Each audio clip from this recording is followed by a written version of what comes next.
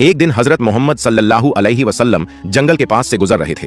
तभी उन्होंने देखा कि एक यहूदी ने एक हिरण को बांध रखा है। जैसे ही उस हिरण की नजर नबी पाक सल्लल्लाहु अलैहि वसल्लम पर पड़ी, वह रोते हुए बोल पड़ा, या रसूल अल्लाह, या हबीब अल्लाह, आज सुबह मैं अपने बच्चों को छोड़कर खाने की तलाश में निकला था। उसी दौरान यह यहूदी आया और मुझे पकड़कर बांध दिया। सुबह से अब तक मैं यूं ही कैद हूं। या रसूल अल्लाह सल्लल्लाहु अलैहि वसल्लम, मेरे छोटे छोटे बच्चे हैं। सुबह से मैंने उन्हें दूध नहीं पिलाया। वह मुझे ना पाकर परेशान हो गए होंगे। शायद उनका गला दूध ना मिलने की वजह से सूख गया होगा। या रसूल अल्लाह सल्लल्लाहु अलैहि वसल्लम, मेरी आपसे इल्तिजा है कि आप मेरी मदद करें। मुझे मेरे बच्चों से मिलने और उन्हें दूध पिलाने की इजाजत दिला दें। हिरण्य की दर्द भरी गुजारिश सुनकर हजरत मोहम्मद सल्लल्लाहु अलैहि वसल्लम की आंखों से आंसू छलक पड़े। आपने उस यहूदी से फरमाया, ए यहूदी, तुमने इस मासूम हिरण्य को क्यों बांध रखा है? यहूदी ने जवाब दिया, मैंने इसका शिकार किया है। जंगल के जानवरों का शिकार करना जायज है, इसलिए इसे बांधा है। नबी अकरम सल्लल्लाहु अलैहि वसल्लम ने फरमाया, क्या तुम नहीं देख रहे कि यह एक माँ है? इसके थन दूध से भरे हुए हैं। यह अपने बच्चों को दूध ना पिला पाने की वजह से परेशान है। इसे छोड़ दो ताकि यह अपने बच्चों को देख सके और उन्हें दूध पिला सके। यहूदी ने कहा, मैंने इसे बड़ी मेहनत से पकड़ा है, अब तुम्हारी बात मानकर इसे क्यों छोड़ दूं? हजरत मोहम्मद सल्लल्लाहु अलैहि वसल्लम ने नरमी से समझाते हुए फरमाया, इस माँ हिरण को एक बार अपने बच्चों के पास जाने दो। वह उन्हें दूध पिलाकर और मिलकर वापस तुम्हारे पास लौट आएगी। यहूदी ने तंज से कहा, बांधा हुआ जानवर आज तक वापस आया है? क्या ऐसी कोई मिसाल है? अगर मैं इसे छोड़ दूं तो यह कभी नहीं लौटेगा। जब नबी पाक सल्लल्लाहु अलैहि वसल्लम ने देखा कि यहूदी किसी भी तरह से हिरण को छोड़ने के लिए तैयार नहीं है, तो आपने फरमाया, ए यहूदी, इस हिरण को आजाद कर दो। इसके बदले तुम मुझे बांध लो। अगर यह वापस ना लौटे तो तुम मुझे उम्र भर कैद में रख सकते हो। यहूदी ने कहा, ठीक है, एक शर्त पर मैं इसे छोड़ रहा हूं। अगर यह वापस ना आए तो मैं तुम्हें उम्र भर के लिए कैद कर लूंगा। आखिरकार यहूदी ने हिरण को छोड़ दिया और हजरत मोहम्मद सल्लल्लाहु अलैहि वसल्लम को बांध दिया। आजाद होते ही हिरण तेजी से जंगल की तरफ भाग गया। यहूदी दिल ही दिल में हंसते हुए सोचने लगा, हिरण अब कभी लौटकर नहीं आएगा। इस आदमी को मैं हमेशा के लिए कैद में रखूंगा। इससे बड़ा बेवकूफ मैंने पूरी दुनिया में नहीं देखा। एक जंगल के जानवर के लिए इसने अपनी जिंदगी दांव पर लगा दी। हिरण तेजी से अपने बच्चों के पास पहुंचा। बच्चों ने उसे देखकर हैरानी से पूछा, अम्मा, आप सुबह से कहां थीं? हम आपका इंतजार करते करते थक गए। बिना दूध के हमारा गला सूख गया है। क्या हो गया है कि आप हमें छोड़कर चली गई थीं? मां हिरण ने बच्चों को समझाते हुए कहा, मेरे प्यारे बच्चों, आज सुबह जब मैं तुम्हारे लिए खाने की तलाश में निकली थी तो एक यहूदी ने मुझे पकड़ लिया। वह मुझे बांध कर ले गया। फिर अल्लाह के प्यारे नबी सल्लल्लाहु अलैहि वसल्लम उस रास्ते से गुजरे। मैंने उनसे तुम्हारी हालत के बारे में कहा और उनसे मदद की गुहार लगाई। हिरण ने आगे कहा, नबी करीम सल्लल्लाहु अलैहि वसल्लम ने मेरी मदद करने के लिए खुद को उस यहूदी के पास गिरवी रख दिया ताकि मैं तुमसे आखिरी बार मिल सकूं। अब मुझे वापस लौटकर जाना होगा क्योंकि मैंने वादा किया है कि मैं जरूर लौटूंगी। मां हिरण ने अपने बच्चों से कहा, मेरे प्यारे बच्चों, वह नरदिल यहूदी अल्लाह के प्यारे नबी सल्लल्लाहु अलैहि वसल्लम को बांध कर रखे हुए है। इसलिए तुम जल्दी से मेरा दूध पी लो। मुझे वापस जाना होगा। मैं अपने नबी को तकलीफा में नहीं छोड़ सकती।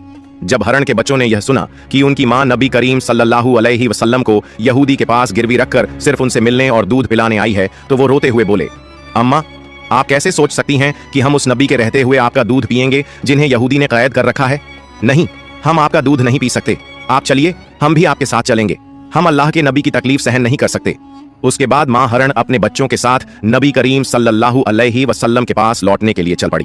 दूसरी तरफ जब हिरण के लौटने में थोड़ी देर हुई तो वह यहूदी तंज करते हुए नबी करीम सल्लल्लाहु अलैहि वसल्लम से कहने लगा, तुमसे ज्यादा बेवकूफ इंसान मैंने इस दुनिया में कभी नहीं देखा। एक जंगल के हिरण के लिए तुमने खुद को मेरे पास गिरवी रख दिया। क्या तुम वाकई सोचते हो कि वह हिरण वापस आएगा?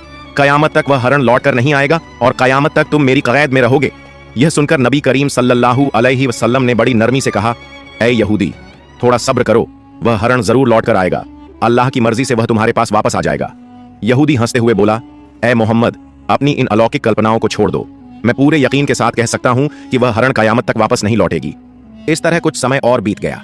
यहूदी मन ही मन सोचने लगा, मोहम्मद को बंधक बनाकर मैं इसके साथियों से बहुत सारा धन वसूल करूंगा। क्या कभी कोई हिरण इंसान की ममता के कारण लौट कर आया है? थोड़ी देर और बीतने के बाद यहूदी ने देखा कि न सिर्फ हिरण लौट कर आ रही है बल्कि उसके साथ उसके बच्चे भी हैं। यह देखकर वह हैरान रह गया। फिर नबी करीम सल्लल्लाहु अलैहि वसल्लम ने हिरण से पूछा, ए हिरण, तूने अपने बच्चों को साथ क्यों लाया? वादा तो यह था कि तू अकेले लौटेगी। मां हिरण ने जवाब दिया, या रसूल अल्लाह, जब मैं अपने बच्चों के पास पहुंची और उन्हें बताया कि अल्लाह के प्यारे नबी सल्लल्लाहु अलैहि वसल्लम ने खुद को एक यहूदी के पास गिरवी रख दिया ताकि मैं तुमसे आखिरी बार मिल सकूं और तुम्हें दूध पिला सकूं, तो मेरे बच्चों ने रोते हुए कहा, अम्मा, आप कैसे सोच सकती हैं कि हम अल्लाह के नबी को बंधन में छोड़कर आपका दूध पिएंगे? नहीं, हम ऐसा कभी नहीं कर सकते। उसके बाद मेरे बच्चे भी मेरे साथ चल पड़े।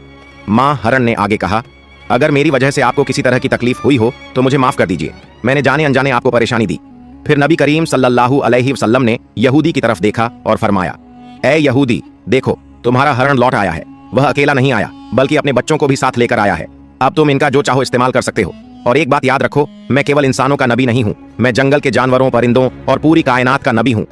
यह बात कहकर जब नबी करीम सल्लल्लाहु अलैहि वसल्लम जाने लगे तो वह यहूदी पीछे से पुकारते हुए बोला, या रसूल अल्लाह, या हबीब अल्लाह, वह हरण जो आपकी ममता में वापस लौट आया, मैं समझ गया कि आप अल्लाह के सच्चे नबी हैं। या रसूल अल्लाह, मुझे अपने हाथों से कलमा पढ़ाकर मुसलमान बना दीजिए। मुझे अब उस हरण की कोई जरूरत नहीं है, मैं उसे आपको सौंपता हूँ और आपकी सेवा में अपनी जिंदगी गुजारना चाहता हूँ। इसके बाद वह यहूदी नबी करीम सल्लल्लाहु अलैहि वसल्लम के हाथों पर कलमा पढ़कर मुसलमान हो गया। सुभान अल्लाह। एक और वाकया, एक दिन नबी करीम सल्लल्लाहु अलैहि वसल्लम अपने सहाबा के साथ एक मजलिस में तशरीफ फरमा थे। उसी वक्त एक गरीब बदू देहाती वहां आया। उसके हाथ में एक गोह गिरगिट घोसाप था जिसे उसने पकड़ा हुआ था। उसने सहाबा की तरफ इशारा करते हुए पूछा, यह शख्स कौन है? सहाबा ने जवाब दिया, यह अल्लाह के रसूल हैं, यह तमाम जहान के लिए नबी हैं। बदू ने कहा, मैं लात और उज्जा की कसम खाकर कहता हूं कि मैं इन्हें नबी नहीं मानता, लेकिन अगर मेरे हाथ में जो गोह है, अगर यह गिरगिट आपकी नबूवत की गवाही दे दे तो मैं आपको नबी मान लूंगा। उस बदुईन ने नबी करीम सल्लल्लाहु अलैहि वसल्लम की तरफ देखते हुए कहा, ऐ मोहम्मद, जब तक यह गिरगिट घोसाप आपकी नबूवत को नहीं मानेगा, मैं भी आपको नबी नहीं मानूंगा। नबी करीम सल्लल्लाहु अलैहि वसल्लम ने मुस्कुराकर उस बदुईन से फरमाया, ऐ बदुईन, सच्ची बात बताओ, अगर यह गिरगिट तुम्हारी बात मानकर मेरी नबूवत की गवाही दे दे तो क्या तुम यकीनन मुझ पर ईमान लाओगे? बदुईन ने जवाब दिया, अगर यह वाकई हुआ तो मैं निस्संदेह आपको नबी मान लूंगा और आप पर ईमान ले आऊंगा। तब अल्लाह के रसूल सल्लल्लाहु अलैहि वसल्लम ने फरमाया, तो फिर तुम इस गिरगिट को छोड़ दो। बदुईन ने हुक्म के मुताबिक गिरगिट को छोड़ दिया। फिर नबी करीम सल्लल्लाहु अलैहि वसल्लम ने गिरगिट को पुकारा, ऐ गिरगिट, हमारे पास आ और जवाब दे। जैसे ही नबी करीम ने गिरगिट को पुकारा, वह गिरगिट सबकी समझ में आने वाली शुद्ध अरबी जबान में बोलने लगा, लब्बैक या रसूल अल्लाह, मैं आपकी सेवा में हाजिर हूँ और आपकी मदद के लिए उपस्थित हूँ। सभी लोग यह सुनकर दंग रह गए और जान गए कि यह अल्लाह का करिश्मा और चमत्कार है। फिर नबी करीम सल्लल्लाहु अलैहि वसल्लम ने उससे पूछा, जिसने जन्नत में रहमत और जहन्नम में अजाब बनाया है, बता वो कौन है? गिरगिट ने जवाब दिया, वो अल्लाह है। फिर नबी करीम सल्लल्लाहु अलैहि वसल्लम ने पूछा, ऐ गिरगिट, मैं कौन हूँ? गिरगिट ने कहा, आप अल्लाह के रसूल हैं। जो भी आपकी नबूवत को स्वीकार करेगा वो सफल होगा और जो आपको झुठलाएगा वो नाकाम रहेगा। फिर नबी करीम सल्लल्लाहु अलैहि वसल्लम ने उस गरीब बदुईन की तरफ देखा और फरमाया, अब क्या तुम्हारे दिल में मेरी नबूवत के बारे में कोई संदेह बाकी है? बदुईन ने कहा, या रसूल अल्लाह, या हबीब अल्लाह, जिस गिरगिट ने आपकी नबूवत की गवाही दी है उसके बाद शक करना मेरी औकात में नहीं है। ऐ अल्लाह के रसूल, मुझे मुसलमान बना दीजिए और मुझे आपकी सेवा का मौका दीजिए। उसके बाद वह बेज़बान बदुईन नबी करीम सल्लल्लाहु अलैहि वसल्लम के हाथों में हाथ देकर कलमा पढ़कर मुसलमान हो गया। सुभान अल्लाह। एक दिन अब्बू जहल, अली आईबीएन मुगीरा और अकरमा आईबीएन अब्बू जहल जैसे काफिरों ने नबी करीम सल्लल्लाहु अलैहि वसल्लम से कहा, ऐ मोहम्मद, जो चांद आकाश में दिखाई दे रहा है, अगर तुम उसे 2 टुकड़ों में बांटकर दिखा सको तो हम तुम्हारे ऊपर ईमान लाएंगे और इस्लाम को स्वीकार कर लेंगे। अगर तुम उसे 2 टुकड़ों में बांटकर दिखा सको तो हम तुम्हारे ऊपर ईमान लाएंगे और इस्लाम धर्म स्वीकार कर लेंगे। तब नबी अकरम सल्लल्लाहु अलैहि वसल्लम ने उनसे पूछा, अगर मैं सच में आसमान के चांद को 2 टुकड़ों में बांटकर दिखा दूं तो क्या तुम मुझ पर ईमान लाओगे और अल्लाह को अपना रब मानोगे? उन्होंने कहा, पहले हमें चांद को 4 टुकड़ों में बांटकर दिखाओ। अगर तुम ये कर सको तो हम निश्चित ही तुम पर ईमान लाएंगे, अल्लाह को अपना रब मानेंगे और तुम्हें नबी के तौर पर स्वीकार करेंगे। तब नबी पाक सल्लल्लाहु अलैहि वसल्लम ने अपने रब अल्लाह रब्बुल आलमीन से दुआ की, ऐ अल्लाह, तू आसमान के चांद को 2 टुकड़ों में बांट दे। फिर अल्लाह ने अपने महबूब की दुआ कबूल कर ली। नबी अकरम सल्लल्लाहु अलैहि वसल्लम ने अपनी उंगली से चांद की तरफ इशारा किया और एक ही पल में चांद 2 टुकड़ों में बांट गया। चांद के दोनों टुकड़े इतने दूर दूर हो गए कि उनके बीच में हीरा पर्वत, माउंटेन ऑफ हीरा, नजर आने लगा। ये मंजर काफिरों ने अपनी आंखों से देखा। फिर नबी करीम सल्लल्लाहु अलैहि वसल्लम ने उनका नाम ले लेकर पुकारा, ऐ अबू जहल, तुम गवाह बनो। ऐ अली इब्ने मुगीरा, तुम गवाह बनो। ऐ राज इब्न आयल, तुम गवाह बनो। मैंने तुम्हारी शर्त के मुताबिक आसमान के चांद को 2 टुकड़ों में बांट दिया है। अब तुम लोग अपनी बात निभाओ, अल्लाह को रब मानो और मुझे नबी के तौर पर स्वीकार करो। मगर काफिर हंसते हुए कहने लगे, ओ मोहम्मद, अब तक हम ये समझते थे कि तुम्हारे पास सिर्फ इस धरती की चीजों पर जादू करने की ताकत है, लेकिन अब तो हम देख रहे हैं कि तुम आसमान के चांद पर भी जादू कर सकते हो। तुम्हारी तरह इतना बड़ा जादूगर हमने कभी नहीं देखा। और याद रखो, हम कभी किसी जादूगर को नबी नहीं मान सकते। हकीकत ये थी कि अल्लाह रब्बुल आलमीन ने उनके नसीब में ईमान का तोहफा लिखा ही नहीं था, इसलिए वो इतने बड़े चमत्कार को देखकर भी इस्लाम को स्वीकार न कर सके। इस खास मौजज़े के बारे में अल्लाह ने सूरत उल कमर में इरशाद फरमाया है, कयामत करीब आ गई है और चांद फट चुका है। एक और वाकया, एक मर्तबा जब नबी पाक सल्लल्लाहु अलैहि वसल्लम जंग से लौट रहे थे तो एक दरख्त की छांव में आराम फरमा रहे थे। उनकी तलवार पास में रखी थी। उसी वक्त उनका एक दुश्मन वहां आ गया। उसने तलवार उठा ली, म्यान कवर हटाया और सीधा नबी पर तान दी। फिर वो शख्स कहने लगा, ए मोहम्मद, अब बताओ तुम्हें मेरे हाथ से कौन बचाएगा? नबी ए अकरम सल्लल्लाहु अलैहि वसल्लम ने बड़े इत्मीनान और हिम्मत से जवाब दिया, मुझे अल्लाह बचाएगा। जैसे ही उसने ये सुना, उसका जिस्म कांपने लगा, हाथ पांव थरथराने लगे और डर के मारे तलवार उसके हाथ से गिर गई। फिर नबी पाक सल्लल्लाहु अलैहि वसल्लम ने तलवार उठाई और फरमाया, अब बताओ तुम्हें मेरे हाथ से कौन बचाएगा? अब वो शख्स कांपते हुए कहने लगा, अगर कोई इज्जतदार शख्स मेरी जान बख्श सकता है तो वही बचा सकता है। इस पर नबी ने फरमाया, जा, मैं तुम्हें माफ करता हूं और तुझे कोई नुकसान नहीं पहुंचाऊंगा। रसूलुल्लाह सल्लल्लाहु अलैहि वसल्लम की इस रहमत और अजीम इंसानियत को देखकर वो शख्स हैरान रह गया। वो अपने कबीले के पास लौट गया और कहने लगा, मैं ऐसे इंसान से मिला हूं जिसकी शफकत और बड़प्पन की कोई मिसाल नहीं है। ऐ मेरी कौम, आज से मैं तुमसे अलग हो रहा हूं। अब मैं उस शख्स के लिए अपनी जान भी कुर्बान कर सकता हूं। फिर वो शख्स नबी पाक सल्लल्लाहु अलैहि वसल्लम के पास वापस आया और अर्ज किया, या रसूलुल्लाह, मुझे मुसलमान बना दीजिए और मुझे आपके कदमों में सेवा करने का मौका दीजिए। फिर नबी अकरम सल्लल्लाहु अलैहि वसल्लम ने उसे कलमा पढ़ाया और वो शख्स मुसलमान हो गया। सुभान अल्लाह। प्यारे दोस्तों, एक दफा का जिक्र है, जब इस्लाम की दावत मदीना मुनव्वरा तक पहुंची तो सुमामा नाम का शख्स हजरत मोहम्मद सल्लल्लाहु अलैहि वसल्लम का बहुत बड़ा दुश्मन बन गया। उसने मुसलमानों को बहुत तकलीफें दी और इस्लाम को रोकने की बहुत कोशिशें की, लेकिन एक दिन वो मुसलमानों के हाथों गिरफ्तार हो गया। मुसलमानों ने उसे मदीना मुनव्वरा लाकर मस्जिद ए नबवी के एक स्तंभ से बांध दिया। रसूलुल्लाह सल्लल्लाहु अलैहि वसल्लम जब उसे बांधा हुआ देखकर पास आए तो फरमाया, अब तुम हमारे कब्जे में हो, बताओ तुम्हारे साथ क्या सलूक किया जाए? सुमामा ने जवाब दिया, अगर आप मुझे कत्ल कर दें तो मैं वाकई इस सजा का हकदार हूं। अगर एहसान करके छोड़ दें तो मैं उस एहसान का शुक्र अदा करूंगा, और अगर आप फिदया माल लेना चाहें तो वो भी मैं देने को तैयार हूं। रसूलुल्लाह सल्लल्लाहु अलैहि वसल्लम ये सुनकर चले गए।